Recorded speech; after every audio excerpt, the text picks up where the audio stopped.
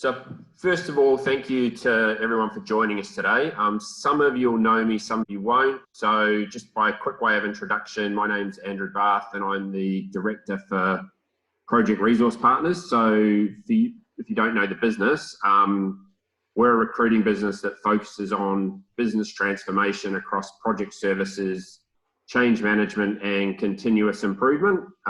Today though, we're proud to have partnered with our sister company, Amrock Carmichael Fisher, and the business Olympian to present Gavin Freeman, who's going to talk on leadership in a crisis. I'll hand over to Gavin, because Gavin can then go through any housekeeping and what have you, and we can go from there. Over to you, Gavin.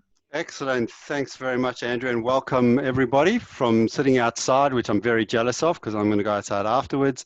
To some of you, we can see most of you sitting back. Thanks for the intro. Gavin Freeman is my name. My background, just really quickly, to put a bit of context behind the commentary that I'm going to talk about today. For about 15 years, I was an Olympic sports psychologist and part of Australia's Olympic team. Went to 3 games, starting in Sydney, did the Sydney Games, the Paralympics, the Athens, and then the Torino Winter Olympics, and got to see some incredible athletes perform, and a moment in time. And what's unique about an Olympic campaign, unlike the one we're having this year where we won't have an Olympics, is that athletes are required to put a lot of work in and to develop and perform in one single moment. And then it's not like week by week where they get an opportunity to keep performing. If they screw it up at the Olympics, that's it, they're done. They've got to wait 4 more years. And 90% of athletes don't go to more than 1 game. So it is one of these interesting, fascinating experiments where you get to see people performing under pressure in a particular environment for one particular time. After I left that, I moved into the corporate world and kind of still brought that high performance mindset into leadership, and then started to focus in on the crisis space. And so for the last nearly 15 years now, have been working with organizations to build both their leadership, their strategy and leadership elements of their business. But in addition to that, understanding how well they respond in a crisis. And that's everything in a crisis from your standard little bit of bad press through to a major disruption and a major impact on your business, and dare I say very small amount of planning in pandemic planning. Ironically, if I think of my business over the last 15 years, I probably spent 2% of my time doing pandemic plans, albeit we built one about 6 months ago for a company who's just wanted a pandemic plan. And that one's getting a good run at the moment now. We're using it a fair bit. But in essence, though, when we look at leadership across the spectrum of that sort of work, what we find is that the characteristics tend to stay the same. It's the application that sometimes becomes a little bit different. So what I'd like to do is, we've got about an hour. I've put together about half an hour worth of talking. Hopefully I keep it to my half an hour. If I do tend to waffle on a little bit, clap your hand, use the thing, tell me to stop, and we'll move on. There's a little chat feature for those of you who don't know how to use it. If you want to ask a question, chuck it into the chat feature, but I'm also happy for you to come off your mic and just blurt it out and stop. I'm always, I'm acutely aware of the new etiquette when it comes to this. So don't feel like you're interrupting. If you want to say something, I understand. Turn your mic on, start talking, and then I'll stop and we'll ask a question.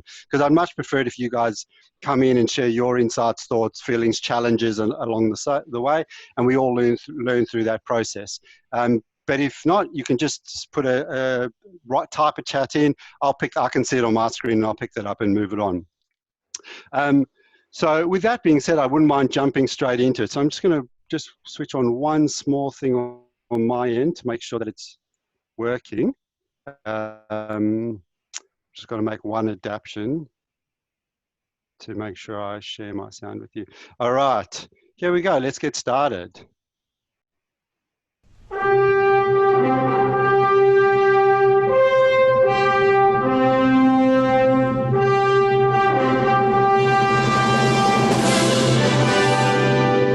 Been waiting years to be able to use that piece of music to the start of a workshop. Now, the first thing you should all say to me is, Gavin, that's the wrong music, because that's Superman's music, not Batman's music. For those of you who didn't know that, you need to, get off and go watch a little bit more Netflix and know the difference in, sounds and characters. There is another aspect to my presentation today where I hope you start to recognize the difference between Marvel and DC. But putting that aside, the reason why I like to use the Batman and the Superman and the superhero analogy is for a number of different reasons. And the main reason is every single superhero that you see out on that screen over there has an alter ego. So in their day jobs, they all have different day jobs. Some of them are test pilots, some were a nurse, Superman was a news reporter. Batman was a mild-mannered billionaire, although he did run a business, and so on and so forth. So what's interesting when we look at the way these, if you look at the world of the superhero world, all of them have day jobs. And all of them know how to do their job during their day job. So they all knew how to deliver during that particular environment. What made them being effective as superheroes was their ability to then transform when the baddies came along. And so the nuance of the enemy that always gets presented in these movies is that the enemy never follows the rules. The enemy always does things their way. There's no playbook around the way that the enemy likes to operate. Although in some of the earlier shows, one could argue, the Riddler or the Joker always did the same thing wrong, and Batman kind of eventually always knew how to get him. Obviously, that's the movies, and it's a formula, and it's all designed to entertain us. But I think what's really important out of all of this is it doesn't matter who you are, and it doesn't matter what your plan is, doesn't matter how you use your plan. What really comes in, what really matters is the mindset that you bring. So what I'm suggesting to all of you is, as leaders, we need to become superheroes. We all need to put our undies on the outside. I'm going to say we need to wear Lycra, but I'll let you decide yourself whether you're prepared to jump into the Lycra or not. But realistically, it's the day job that's now changed. So the enemy that's presented itself is this unknown, uncertainty that we're now facing over the next little while. And it's going to require us in some way to understand how Bruce Wayne does become Batman. What are the tools? What are the tricks that he has? What is the weapon? What is the armor that they bring in to be able to support their ability to respond to a crisis where we just don't know what's going to happen? Sure, some of us have looked at the modeling. I'm sure we're sick to death now of watching TV on a day-to-day basis where we're seeing the news being played out. We're seeing different stages of time being played out, which is also a fascinating thing. So for those of you who've been watching it for a while, we've watched what happened in China or into Hong Kong, and we've seen how that's transitioned through. We're now looking at what's happening in Australia. We're also reflecting on what's happening in both Italy, Spain, and in the US around how they're dealing with the situation. And we're trying to predict, okay, what's going to happen next. I was on 3 calls this morning, and every one of them said to me, how long do you think it's going to last? Or when are we going to get back into, normality? And unfortunately, if I knew that, I'd be in a much nicer house driving a much nicer car. I don't think anybody does. I think what we're hearing is speculation. What we're seeing around the world is almost... while it is replicating itself, it's different. So the challenge we face now as leaders is we're having to deal with one fundamental obstacle that gets in our way. And the thing that starts to get in our way, unfortunately, is our brains. So logic tells us what we should be doing. Logic is very good. Logic sets out a nice little checklist. It says to us, here's all the things we need to think about. And we're actually pretty good at that. We can follow a structure when logic is there. What we're facing at the moment now is, for all the logic in the world, there's the emotion that starts to get in the way. And so when we think of emotions, we start to think of our gut feeling, our gut instincts, our feelings. We react to things. We have this thing called emotional reasoning, which is just a fancy way of saying it. I feel it, so it must be true. So people are saying, I'm feeling a certain way, and therefore it must hold true. And so we start to respond to that. And as leaders, we're now dealing in a remote environment. So not only are we having to work with our people and understand how they're going and react to them, but we're now doing it through this kind of interface. And as much as I love presenting, I'm happy to get up on a stage. I'm still comfortable doing it the way that I'm doing it now. Just having you all on mute, even for me, is challenging at a time. I'd actually prefer it if you all put your sound on and made a few little snickers along the way. At least I knew you were awake and not sleeping. But that kind of engagement, we lose that. And we know body language, we know the way we interact with each other through our visual senses is as powerful as the way we interact through our voices. In fact, more powerful, I would argue. So we've got these emotional things starting to play out.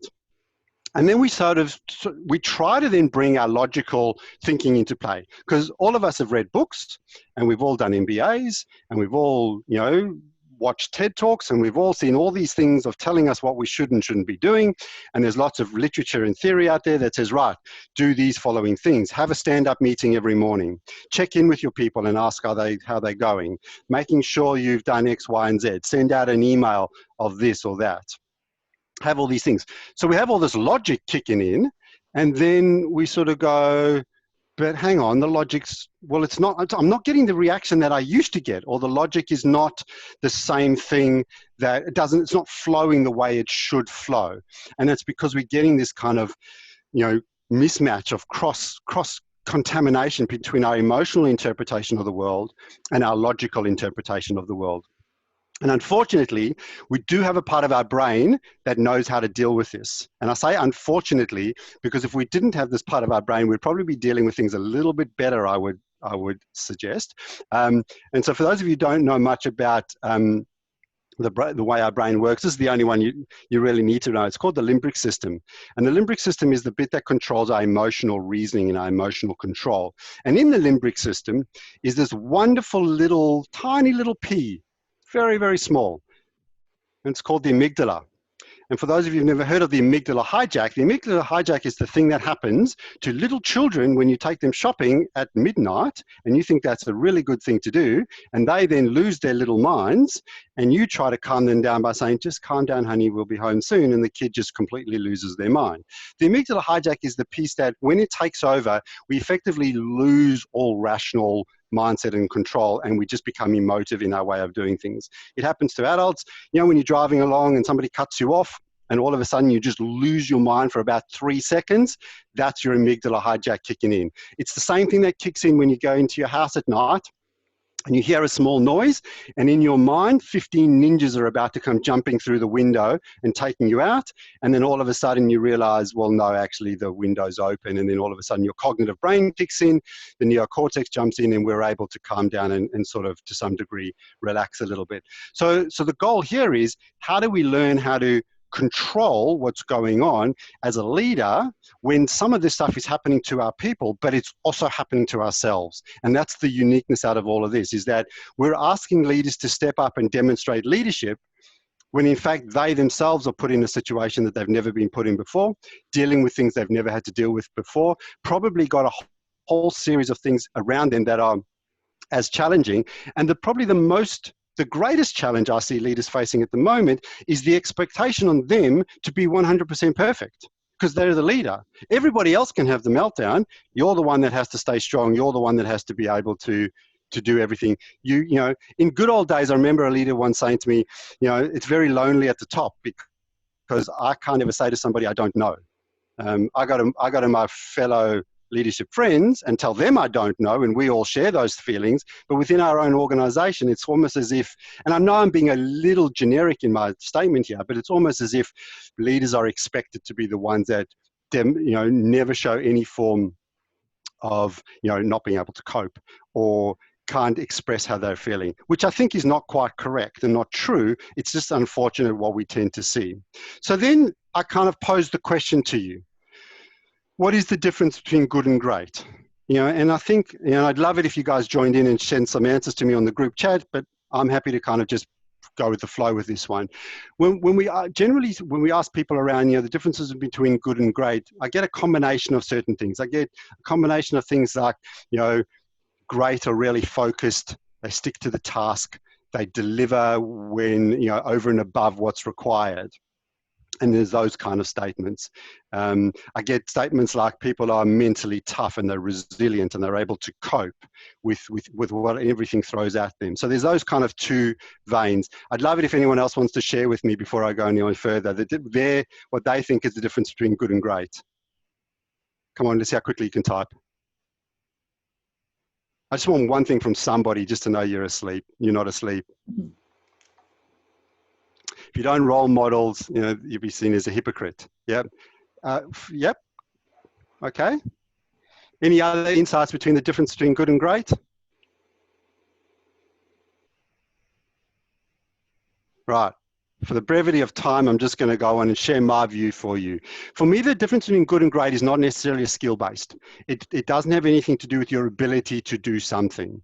It's not about, you know, I am better than somebody else, or I'm good at one thing, and then great is I am now better at that particular task. For me, the difference between good and great is the ability to perform consistently under pressure.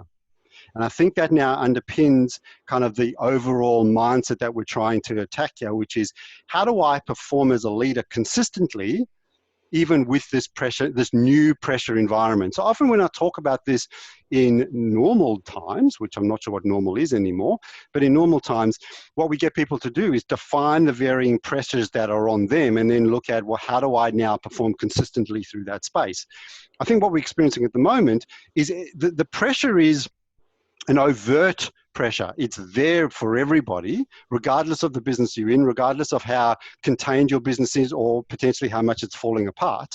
We've all got a certain level of pressure on us. And so my challenge to you is, how do we now go about performing consistently in that mindset? And this is where Batman comes back into play. So he's back in the picture. There's a few things we know that come into play when we're looking at our ability to perform under pressure. And resilience is one of them. And I know we all talk about resilience, but we talk about resilience, generally speaking, in the vein of taking a knock and getting back up. That's not resilience in my mind. That is an area, it's an aspect of resilience. But for me, resilience is about relentless persistence. It's about recognizing that I need to push through regardless of what's going on at the moment. It's about recognizing that there will be painful moments and still maintaining and continuing the activity through that pace. If I was really brave, what I'd ask you all to do now, and I'll do this afterwards, I'd ask you all to get down on the floor and jump into what we call the plank position. You all know what that is? Yes? You know that horrible thing they make you do at the gym when they make you put your arms like that and you go down on the floor? There's a few people looking at me going, I don't know what a gym is, but that's okay, right? If you get into the plank position and you hold your backside down and you hold in that position, and then I say to you, I want you to go for as long as you can. I'm going to get you all on the screen doing it, right? What will happen in your head will be the insight to relentless persistence, because the plank is the most awful thing you could ever do. It hurts from the start. Right? So your brain is continually challenging itself to going, why am I doing this? Why am I putting up with the pain? Even though my instructor tells me that this is good for my core and I need to, you know, improve my core, and you hear all that logical nonsense, the gut reaction is, why am I doing this? This hurts. I don't like this. And yet some people can push through that pain and maintain it. I'm not talking about injuries. I'm just talking about mindset here. Some people can push through that pain and maintain it, and others just give up. And for me, that's a good insight into our ability to be resilient through this relentless persistence. When something hurts from the start, we need to build up strategies to say, I'm going to deliberately determine, push myself through this. The sustained appropriate focus is probably even more important now than it's ever been in the past. And there's three words in there that are always important: sustained, appropriate, and focus. It's not just having a focus. It's making sure that not only is our focus appropriate, which means that at times as leaders, we need to sit down and work out, okay, what was appropriate yesterday isn't appropriate before, so I need to pivot. I need to recognize that there's a pivot required. How do I go about pivoting? Well, I need to make sure I understand the environment effectively. I need to be able to gather the information that I need, and I need to be able to recognize that this has got to sustain us through this. If we're the type of leader who is reactive to everything going on around us, that does become quite challenging for others. And so the government's struggling with that at the moment, and they're being very open about it. They're saying, we're giving you advice on a Monday, and by the Tuesday, that advice could be completely wrong. They are to some degree negating my word sustain there by overtly saying, we're only giving you guidance and advice to a point in time. If we don't do that, what we then need to do is step back from it and say, I need to make sure I'm sustaining the approach that I'm taking, i.e. set a pathway, and we need to stick to that. If something comes along and changes that, we need to adapt, but only if it's relevant to adapt. Don't just adapt because. So as an example, a client company that I'm working with at the moment now is using Zoom, Teams, Slack, Monday, what's the other one? They're using Skype and WhatsApp as a way of communicating, right? Guess what's happening? it is becoming chaos, because they get on a Teams meeting and then they get a follow-up on WhatsApp and then they get an email sent to them, and people actually don't know where the message is coming from, and they don't know which is the right message to have, right? So biggest guidance here is make sure that as a leader, your people know exactly what is your one and absolute form of communication. And I will touch on this a little later on, but it needs to be said. So another group that I'm working with at the moment, he came up with a really nice idea. All of his social conversations happen on WhatsApp. Everything else happens on Teams, and that's it. So they've got all this advice that they use, but they're focusing it down. They've only got 2 channels that they use. One is for social stuff, one is for work stuff. So what they don't want is people on the social channel saying, hey, did you get that report and how are you feeling about it? Because then the messaging can be lost. And so we lose our focus because it's becoming split in the way we're dealing with things. The other element around focus, and to some degree it works with the discipline, the third element there, is that because of this interaction we're currently having at the moment, I'm getting 0 feedback from you guys now at all, right? And if I were to, I'm not sure if you guys can see each other, but what I'm seeing at the moment is all of you independently, some of you are on video and some of you aren't. Some of you are looking directly at the camera, some of you aren't. Some of you got headphones on with light and your screens are really nicely bright and lit so I can see you, some of you aren't. So if I was just looking at you guys as my team, I've actually got multiple different cues to try and read up to work out which one of you are paying attention, which one of you are focused, which one of you are doing okay, who's struggling, who's not struggling, who's doing really well, because at the moment now, this kind of 2D interaction doesn't particularly work well, right? So how do I do that? How do I ensure some level of discipline when my world is ambiguous? So rather than discipline being, I say I'm going to do what I'm saying I'm going to do, discipline is now reframed in the mindset of saying, we know the world is ambiguous. So how do we create discipline within this ambiguous world that doesn't set its parameters the way we want it to set? Leaders that will want to take that more autocratic approach and say, no, you will do it my way, are going to fall foul of but my kids have walked in the room, I just got to duck out for a second, I'll come back to that. Or I can't work, one company that we had to have a very long chat with their executive because they had mandated that people will log on at 9 and will log off at 5 and will absolutely only be available in that time. Right? So screens were meant to be on so that the boss could jump on at any point in time and see you at your desk working. And just imagine the environment. Yeah, I'm seeing somebody shaking their head already. Imagine the environment that's created if your boss was saying to you, I want access to everybody's screens and I'm going to be able to check in at any point in time. It's just not going to work. So I think we need to recognize that the discipline around work is going to be very much dependent on the individual supporting us rather than us telling them as a leader what it is we want you to do. So that's where that kind of discipline with ambiguity comes into play. And the final piece around this is this motivation. I could speak about this for about the next 2 hours, so I won't, but it's my little pet project. I wrote a couple of books on it. But effectively, when it comes to motivation, I believe everybody is motivated. I think we just have 2 mindsets when it comes to the way we're motivated. So on one side, we're motivated to succeed, and on the other side, we're motivated to avoid failure. And if anyone wants more information around this, reach out afterwards. I'll send you through tons and tons and tons of stuff. I'm not going to spend 2 hours talking about it now because I'll get way too excited. But effectively, this mindset around motivated to succeed versus motivated to avoid failure is very much driven by the context. So when we're motivated to succeed, we see failure as simply a stepping stone to future success.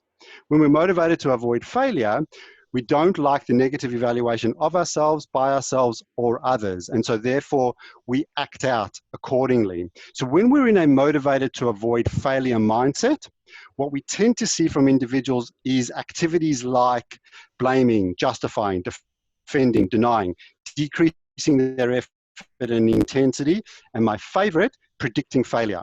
So for those of you who have got school kids, you would have heard them say this, or maybe you're at school and you may have said this at a point in time, which was, you're walking into exam and you turn around to your mate and you say, I haven't studied for this one, right? And then when you fail the exam, what you do is you turn around to your mate and say, see, I told you I hadn't studied, so that's why I failed. So now you can't evaluate me. So as leaders, when we start to pick up on individuals who are demonstrating this motivation to avoid failure, we can start to see some of the characteristics picking up. I'll repeat those: blame, justify, defend, and deny. Decreasing effort and intensity, and prediction of failure. Those are the main characteristics we see in that space. What we want to do is we want to have people in that motivated to succeed mindset. And that's very much characterized by the ownership of errors. So, taking ownership when things go wrong. A far more requirement to display mastery over a task. So that's that personal best mindset, but not just to display mastery of the task, but to take others on the journey so that they display mastery. When we're in the motivated to avoid failure mindset, we tend to lose our focus on our teams and focus more on ourselves because we need to kind of protect.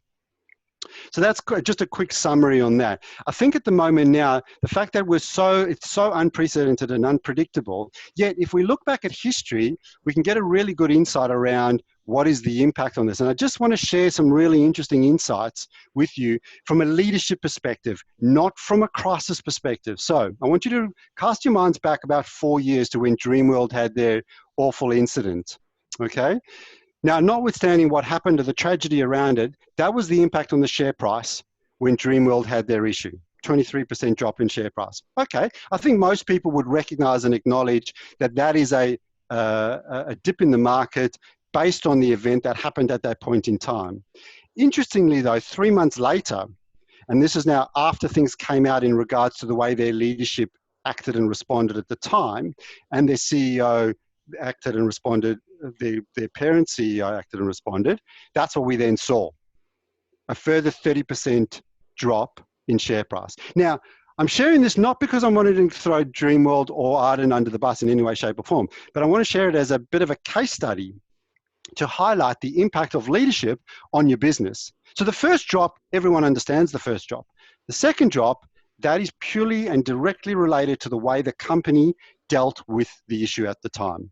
The way the leadership stood up, the way they engaged with their community, their people, their staff, their external stakeholders, and the market per se. And the market smacked them around a little bit. And they've never really recovered from that point in time, right? On the flip side, and I do have the slides, but I'm not going to share them with you, because it's taking me too long. But on the flip side, when that individual got dragged off the United Airlines flight, you might remember that. It was a whole big media thing. He got dragged off, blood on his nose, all the rest of it. They saw a $1 billion drop in their share price.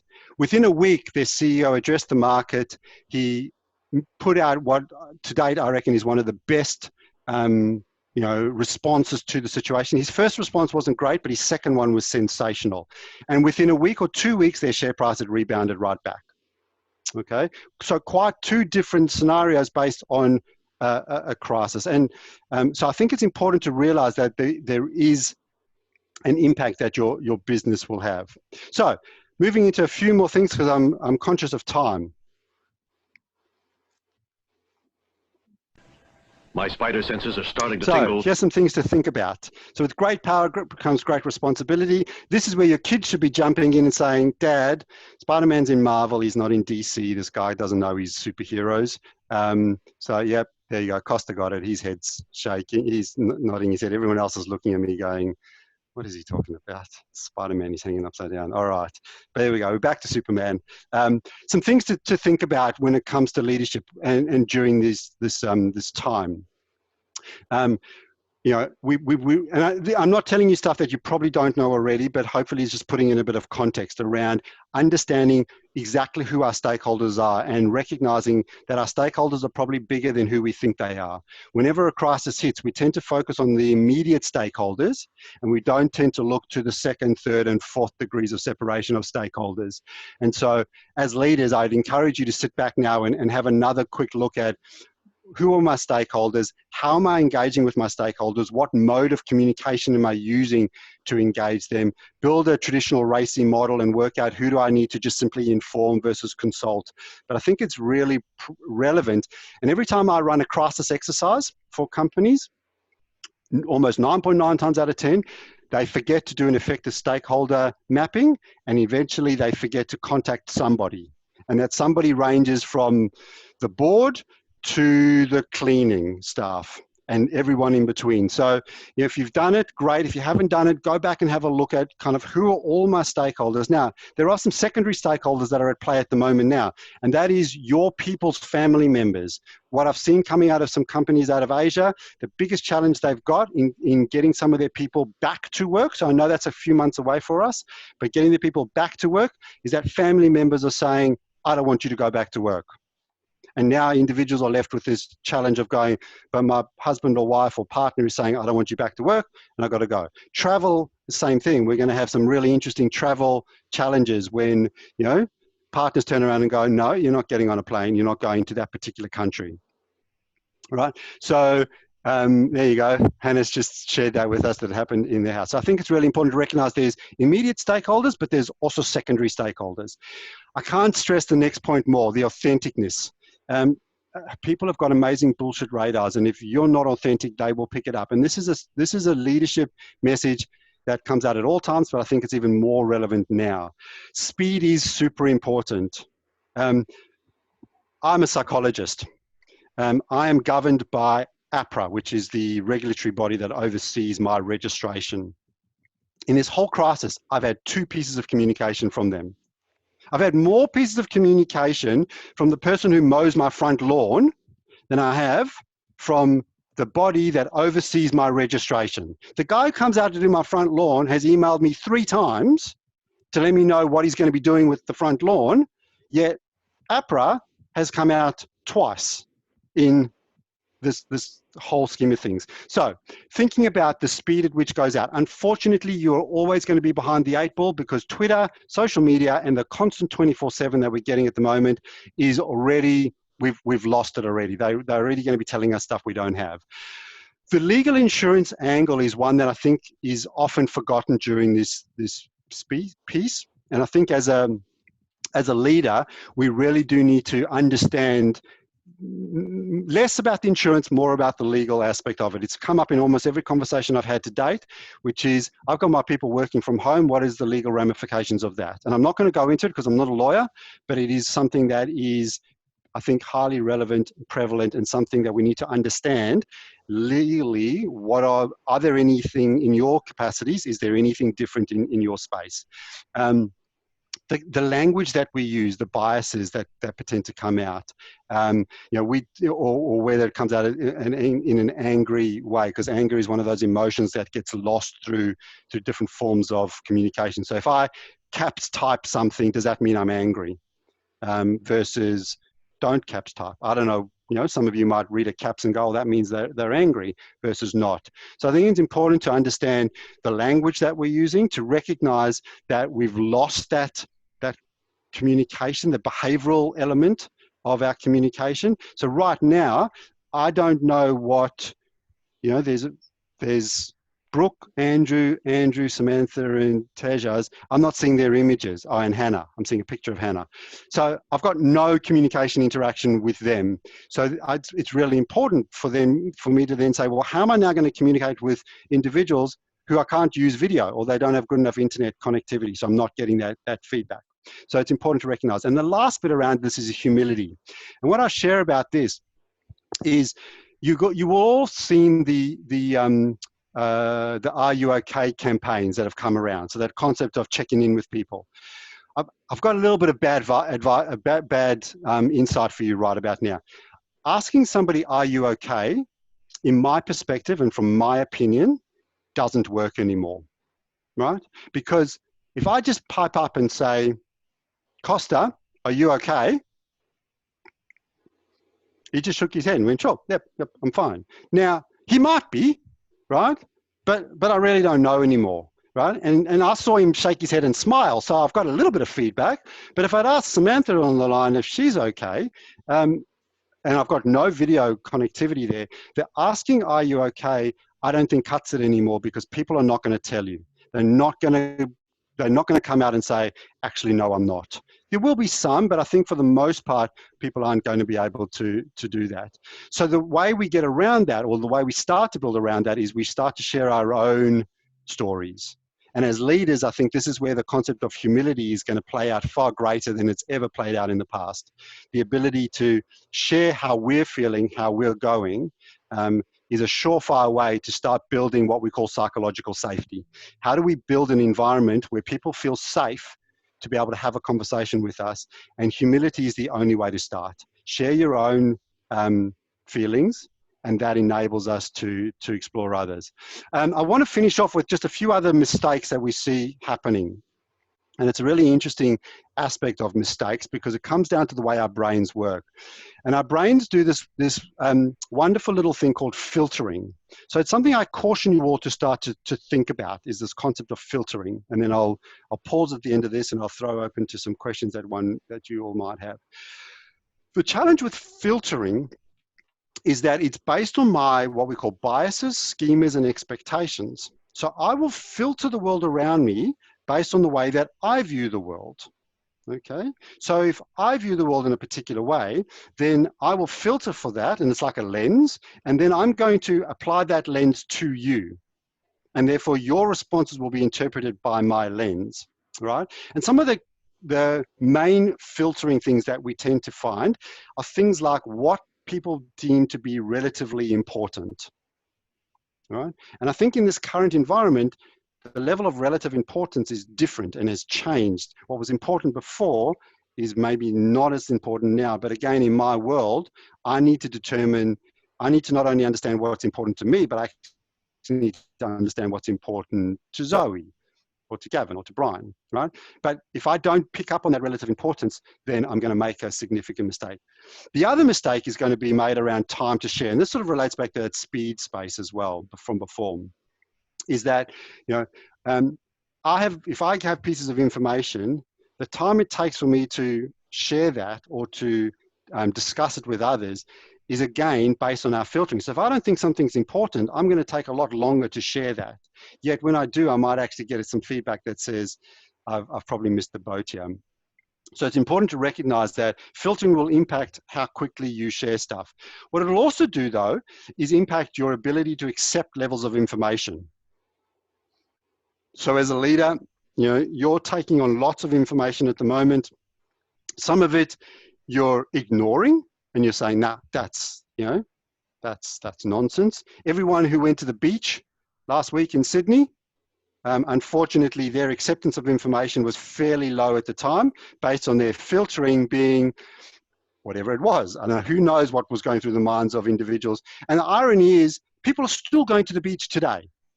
So after all the information that's coming out, there was still some stuff I saw just yesterday of people going to the beach. So when we filter, we unfortunately get very different acceptances of information. So recognizing that within yourself can be quite powerful when we're leading others.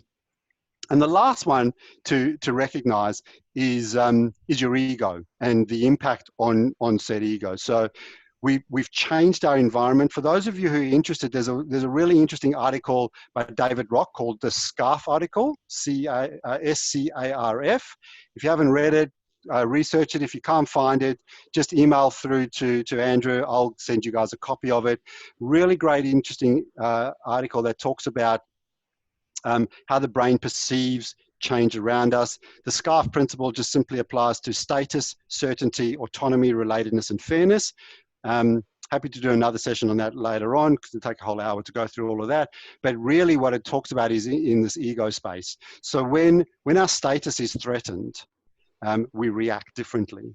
So people who feel like there's an impact on their ego or it impacts their ability on their career progressions are going to respond very differently in this kind of an environment. So recognizing that this is going to happen, people are going to have different reactions, not just yourself, but others around you are going to have very different reactions to the current environment around. I didn't plan this as well as I'd like to because I've probably got another 20, 30 minutes worth of information, but I think I might pause there and throw it to you all to maybe ask some questions. And if there's no questions, I will jump through to the last slide that I've got, but it'll take me about 10 minutes to get through that one. But I might just pause there and just see if anyone's got any thoughts, questions, challenges, or insights.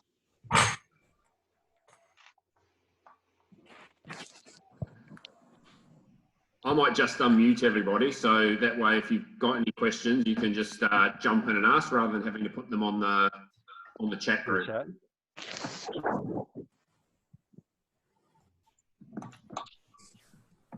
No questions, thoughts? I'll ask one. Is there any one thing that you've seen is more consistent that just is important in terms of being able to get your teams on board and, I suppose, following message? Given that most of my team's already on here.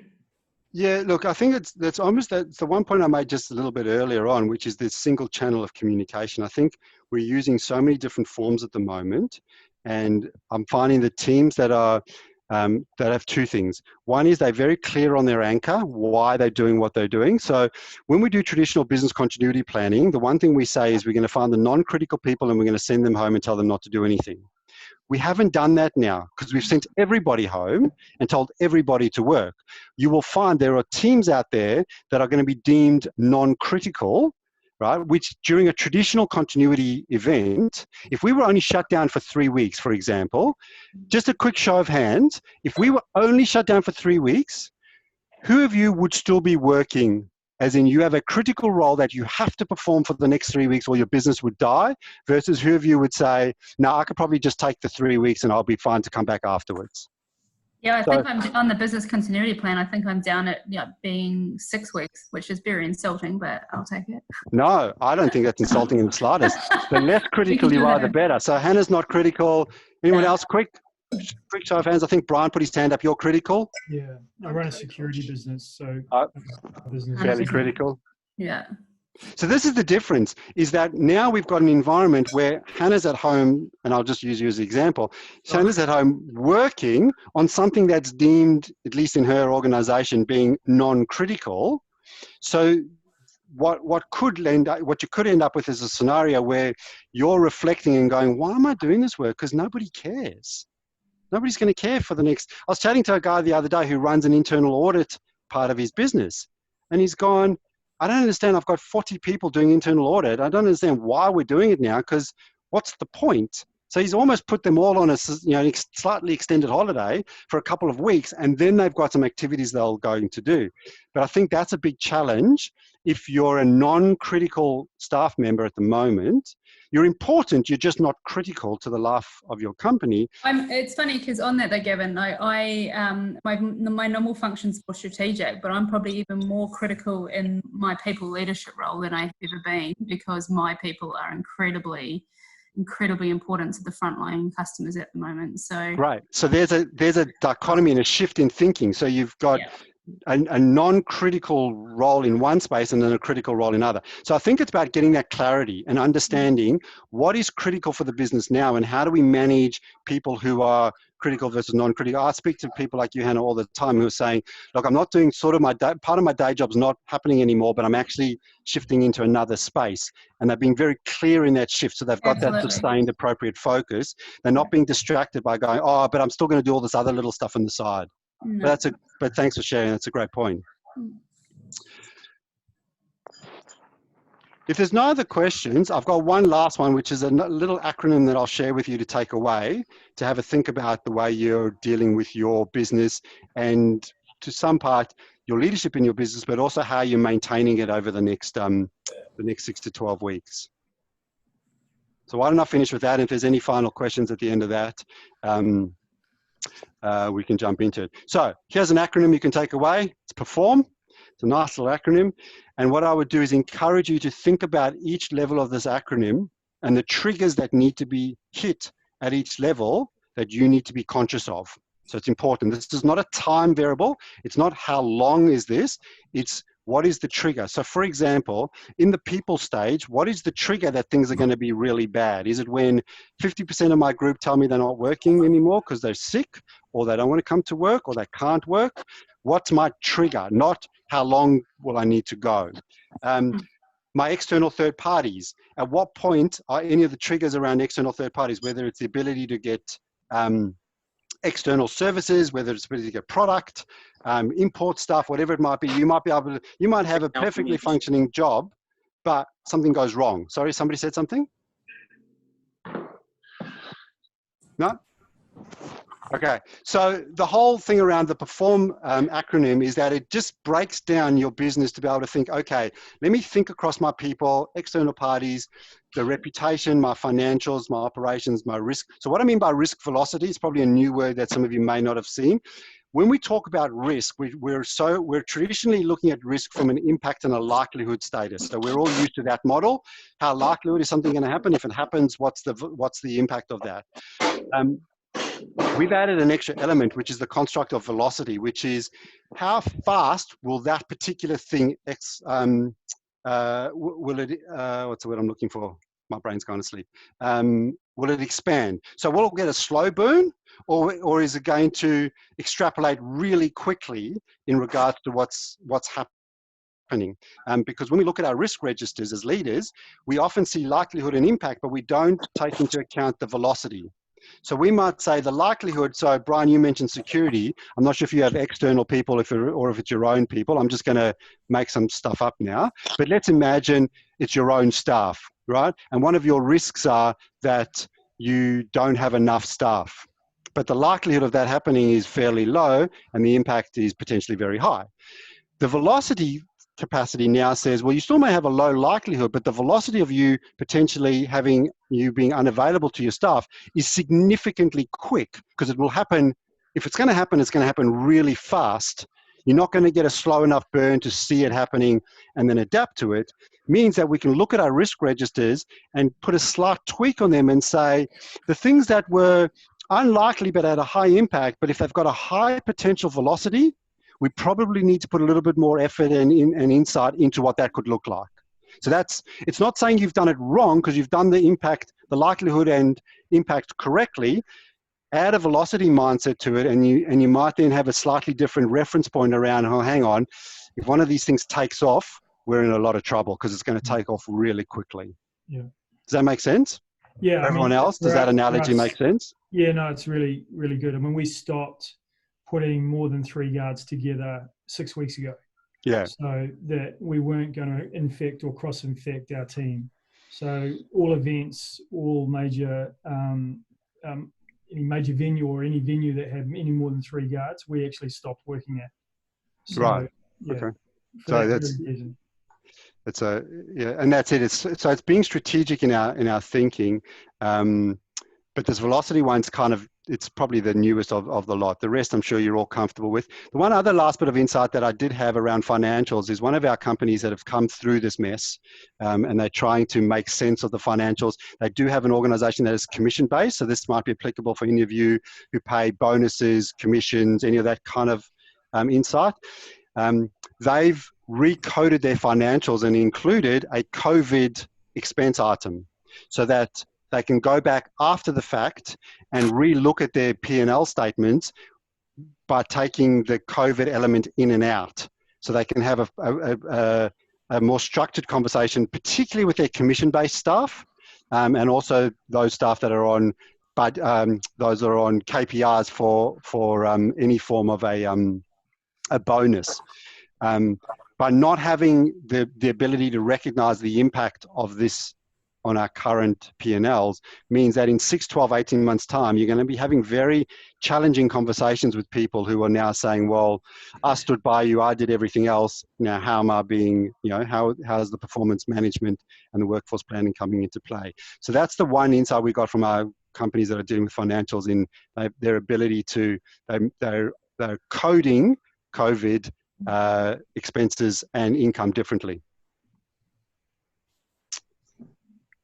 So guys, thank you for your time. We've got another 7 or so minutes. I'm happy to take some questions or comments or statements.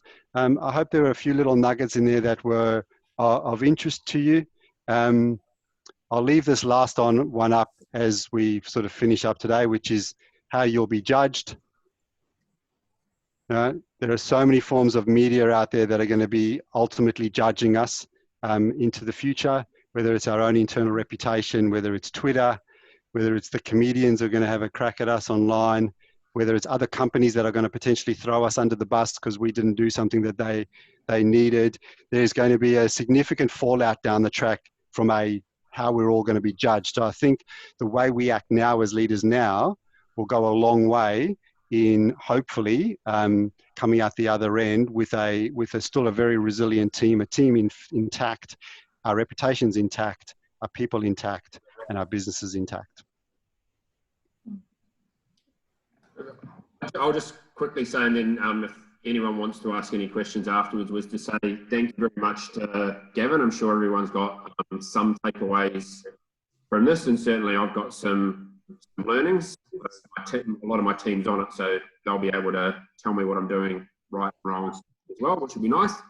And just before I finish, I would like to say Project Resource Partners will be running some more of these events in the future. Probably, I think the next one's going to be on the 23rd of April. But thank you all for joining, and go and have a wonderful, quiet, relaxed Easter. Thanks, Andrew. Thanks, Andrew. Thanks, Gavin. Thanks, Gavin. Thanks to all. Feel free to reach out if you've got any other questions. Happy to take them offline. Hey, Gavin, this is Tejas here. Can I ask Thank you? you. Yeah, go for it. You spoke about acceptance of information. So my take is, it's very personal. Everybody takes it at their own pace. But do you have any tips or suggestions as to how to increase the level of urgency so people are accepting the information earlier than later? That's a really good question.